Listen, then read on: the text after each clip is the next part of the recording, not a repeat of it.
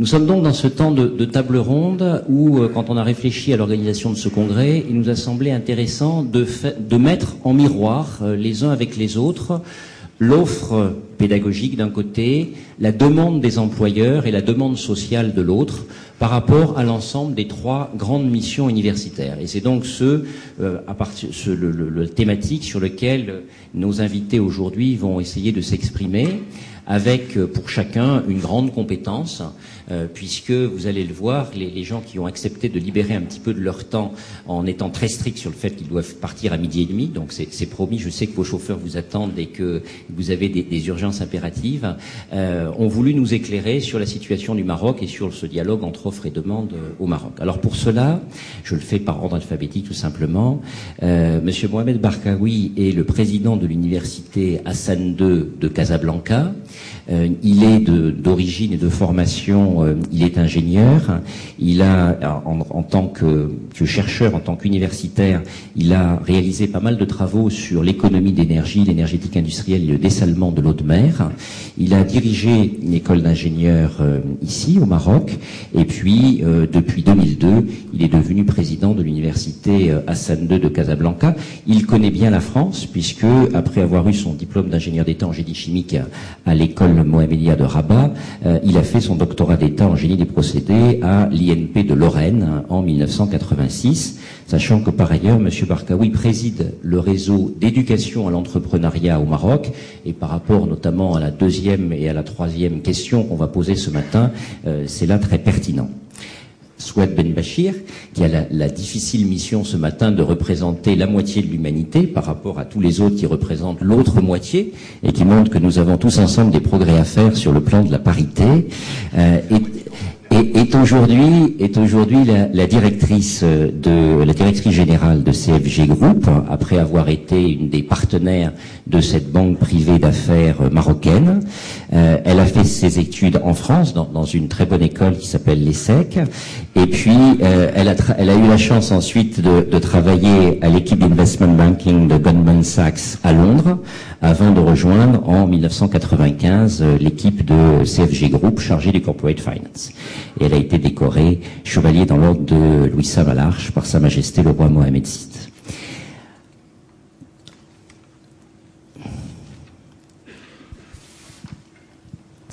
Monsieur Olivier Ditch, à ma gauche immédiate, est PDG de Veolia Environnement Maroc. Il est au Maroc depuis 8 ans, si j'ai bonne mémoire. Depuis 8 ans, il est par ailleurs, il exerce un certain nombre d'autres mandats en tant que PDG de filiale, notamment d'Amindis. Il est ingénieur civil des mines, est entré à la Compagnie Générale des Eaux ensuite comme ingénieur de bureau d'études. Et puis, il est devenu en 1994 directeur des exploitations de la Compagnie fermière de services publics. Il a travaillé dans le cadre de Veolia ou de la CGE à l'époque comme directeur régional de la région Provence-Alpes-Côte d'Azur, donc tourné vers la Méditerranée, avant d'être nommé au Maroc. Gilbert Frane, qui est le seul parmi nous universitaires français avec votre serviteur, a été directeur de la formation initiale et continue à l'École nationale des mines de Paris jusqu'en 2004.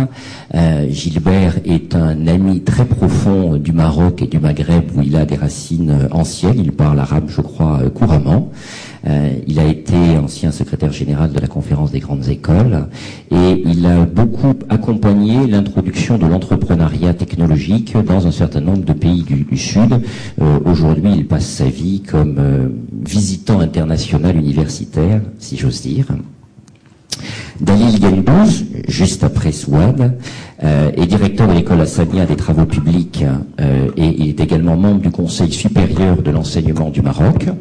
Il est lui-même diplômé de cette même école, l'école Hassania des travaux publics, et puis il a fait un DEA à l'école polytechnique en 90.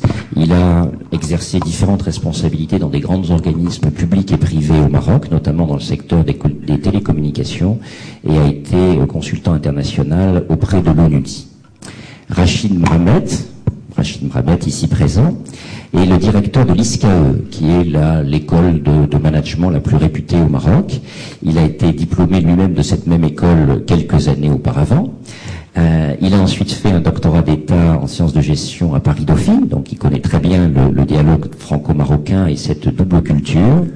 Il a été membre du Conseil supérieur de la concurrence du Maroc, du Conseil de l'université Hassan II. Il a été également président du comité permanent des programmes en 2003.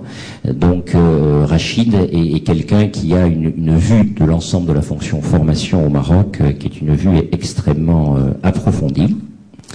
Et enfin, monsieur Jean-Marie Schmitz, qui est de ce côté-là, est administrateur directeur général de Lafarge au Maroc, où il réside depuis une dizaine d'années.